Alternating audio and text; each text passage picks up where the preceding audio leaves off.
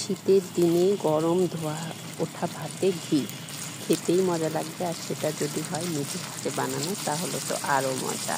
আমি আগে যে মাখনগুলো তৈরি করেছিলাম সেটা থেকে এখন হচ্ছে ঘি। কড়াইয়ে দিয়ে দিয়েছি 500 গ্রামের কৌটোতে রেখেছিলাম। 500 গ্রামের বেশি মাখন ছিল, ওটাতে অনেকটাই রেখেছিলাম। তো সেটাকে আমি দিয়ে দিয়েছি কড়াইতে।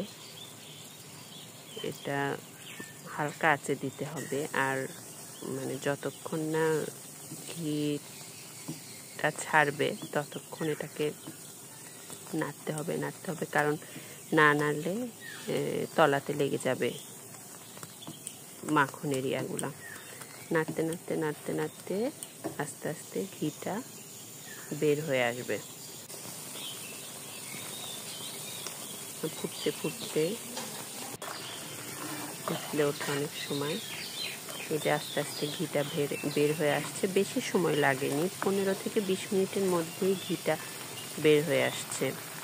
আর এই ঘিয়ের যে ছাকাগুলো, এগুলো ভাজা হওয়া পর্যন্ত যদি আমরা জ্বালাতে থাকি তাহলে একটা সুন্দর ঘ্রাণ পাওয়া যায় কড়া পাকের ঘি। আর চাইলে অল্পতেও নামিয়ে নেওয়া যায়, তবে ততটা ভালো লাগে না সেই ঘিটা খেতে।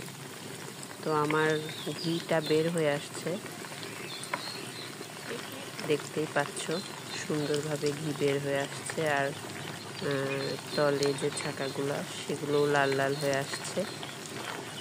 আমি এখন আঁচটা নিভিয়ে দেব, তাহলে আস্তে আস্তে এই ফেনাটা আস্তে আস্তে বসে যাবে, তখনই ঘিটা বের হয়ে আসবে। তো দেখো আমার ঘিটা বের হয়ে আসছে আর ছাকাগুলো নিচে জমা হয়ে গেছে। আর একটু ঠান্ডা হলেই আমি এটা বোতলে ভরে ফেলবো, কারণ শীতের দিন জমে যাবে তাড়াতাড়ি। আর ওই ছাকাগুলোও সুন্দরভাবে খাওয়া যায়। ঘিগুলোকে আমি বোতলে ঢেলে নেব। আর আমার 400 গ্রামের বোতল পূর্ণ হয়ে গেছে ঘিতে, তো দেখতেই পাচ্ছ। এভাবে তোমরা ঘি তৈরি করে নিতে পারো।